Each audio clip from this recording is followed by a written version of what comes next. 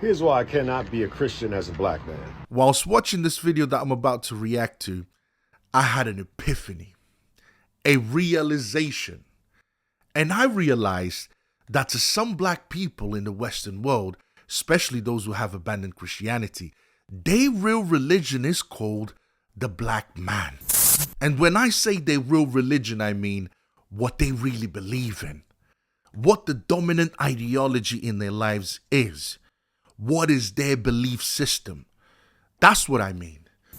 And when I say that their religion is called the black man, I mean that when it comes to deciphering what is real and what is false, what is truth and what is a lie, what is good and what is bad, it is all based on the color of their skin, as if skin can tell you what is right or wrong.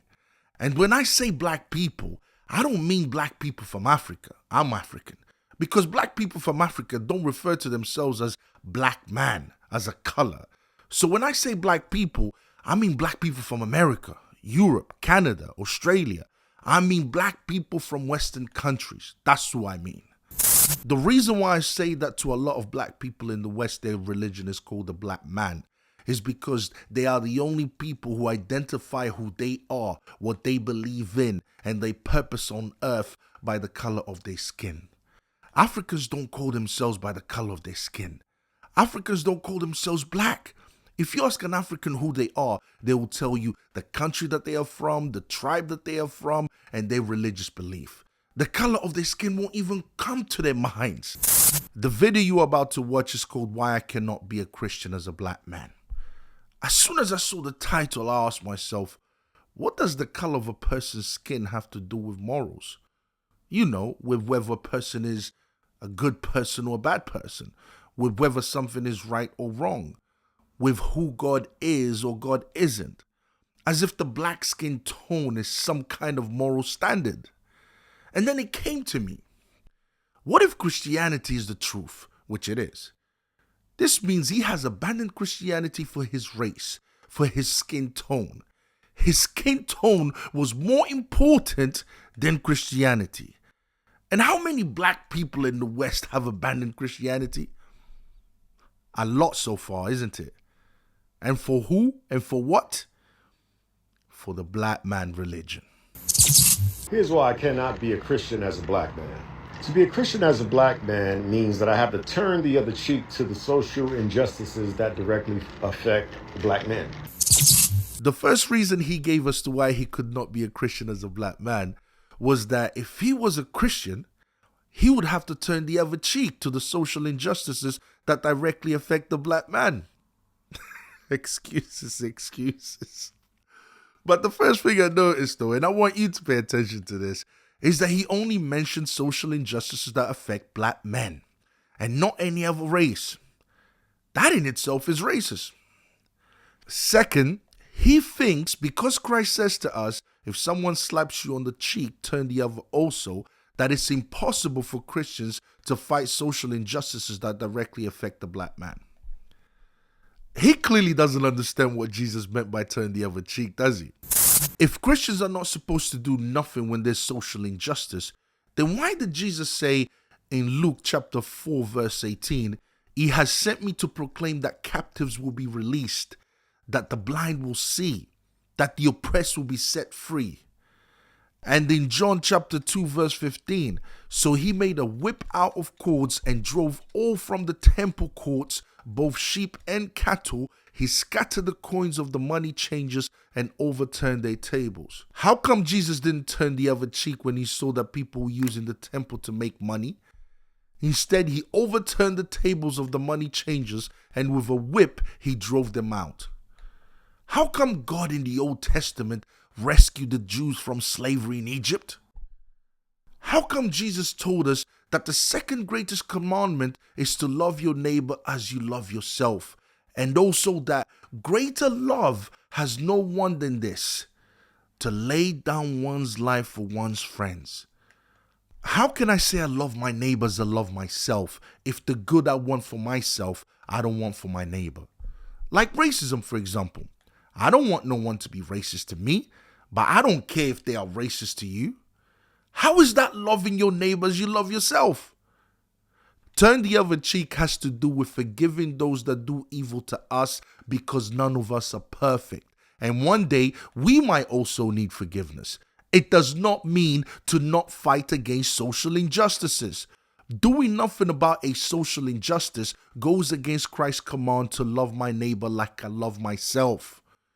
Like I said before, the good I want for myself is the good I would want for my neighbor. Meaning, if I don't want no one to be racist to me, why would I want them to be racist to you? If I love my neighbors, I love myself, how am I not going to want the good that I want for myself for my neighbor also? Also, he doesn't tell us what social injustices he's talking about specifically. Which social injustices are Christians turning the other cheek to? Personally, I don't know of any. Not everything the black community or any other group in society claims is a social injustice is actually a social injustice. For example, there are groups like BLM that believe that abortion should be legal and is a good social justice cause. Christians are against abortions. We fight to make abortions illegal. So when he says as a Christian he would have to turn the other cheek when it comes to social injustices, that's a lie. The Bible tells us that every human being is made in the image of God. If a human being is made in the image of God, how can I allow that person to be disrespected, belittled, or hurt? Affect black men. I have to claim that I don't wrestle with flesh and blood, but with spiritual wickedness in high places to avoid from getting my hands dirty with those social issues. It makes all the sense in the world. Wow. He said Christians have to claim that they don't wrestle against flesh and blood in order to avoid dealing with those social issues, or as he put it, getting my hands dirty.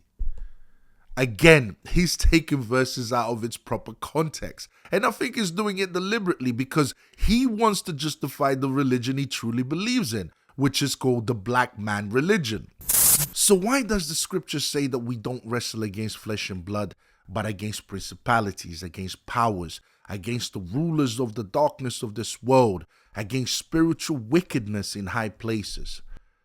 Well, first, because the devil and demonic principalities are real. They do exist, and they do have an agenda. Second, because flesh and blood, or should I say human beings, can convert, can change. We can change people who have gone astray to believe in the truth again. Whereas demonic beings can't and are doomed to hell. For 2,000 years, Christians have been speaking out and literally fighting against injustices and tyranny, be it ending moral Roman degeneracy, slavery, or stopping Islamic invasion. If Christians didn't want to get their hands dirty, then how come it was Christianity that abolished slavery? How come Christianity is the most persecuted religion in the world if Christianity didn't want to get their hands dirty? It makes all the sense in the world, because if you think about colonizers or the slave master, wouldn't it benefit him if you as a black person became Christian? Of course, because then you wouldn't fight back. You would simply just turn the other cheek. Yeah, you would obey your master, even as unto the Lord. This guy. How ungrateful. He said, wouldn't it benefit the slave master if I became a Christian? He says, of course, because as a Christian, I wouldn't fight back. Wow. If that's the truth, then why is it that Christianity managed to get slavery abolished, and that's the reason why there's no slavery in the West today? Doesn't slavery still exist today? In fact, isn't slavery bigger today than it has ever been? Isn't slavery today happening primarily in historically non-Christian countries? So how come all the millions of non-Christian slaves today are not fighting back? Are they turning the other cheek? Most of the slave trade is happening in the Muslim world today.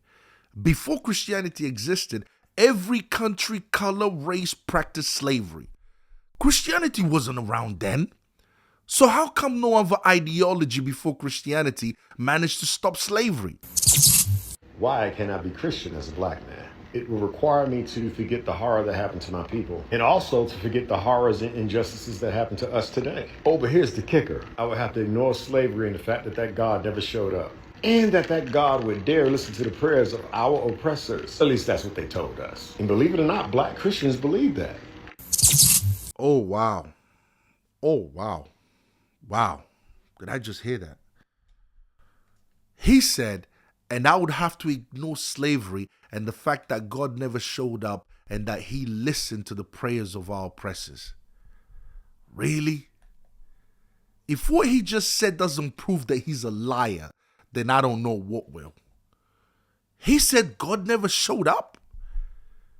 People, does this man look like he's a slave to you? Does he look like he's on a plantation? Does he look like he's malfed? Does he look like he's being oppressed?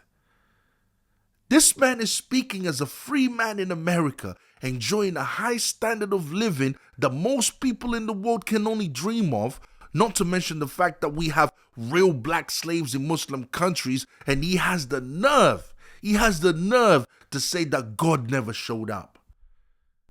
Can you now see why I say his real religion is the black man religion?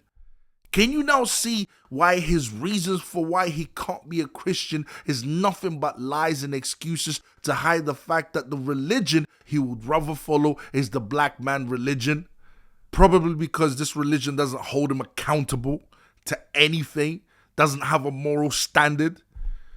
Because as long as he can list injustices against people of black skin, he can avoid believing in Christ. But furthermore, since I'm a critical thinker, what do I need a God to believe in for anyway? Can anybody answer that? Why do I need a God? And which one do I need? And why they always talking behind my back? Why they can't come tell me?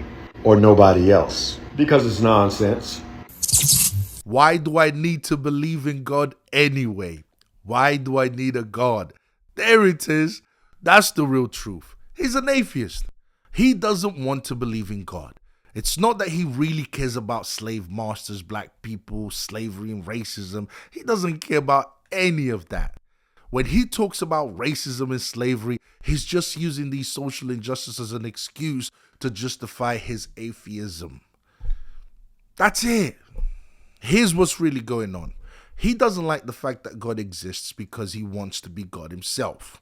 He wants to be in charge himself. He doesn't want God telling him what to do. That's what an atheist is. That's what anyone who rebels against God does. So what's the solution? Be careful, because we are all capable of rebelling against God under the false pretense that a particular sin outrages us. Most people don't really care about racism or slavery. What they really care about is doing what they want to do. It's being their own God. This is the temptation that led Adam and Eve to fall. The devil told them that if they eat the fruit, they would be like God. People want to be the only moral authority on their lives. And belief in God, well, is a huge inconvenience. Anyways, guys, I hope you enjoyed the reaction. Don't forget to comment, like, and subscribe. And I'll see you guys next time, all right? Peace.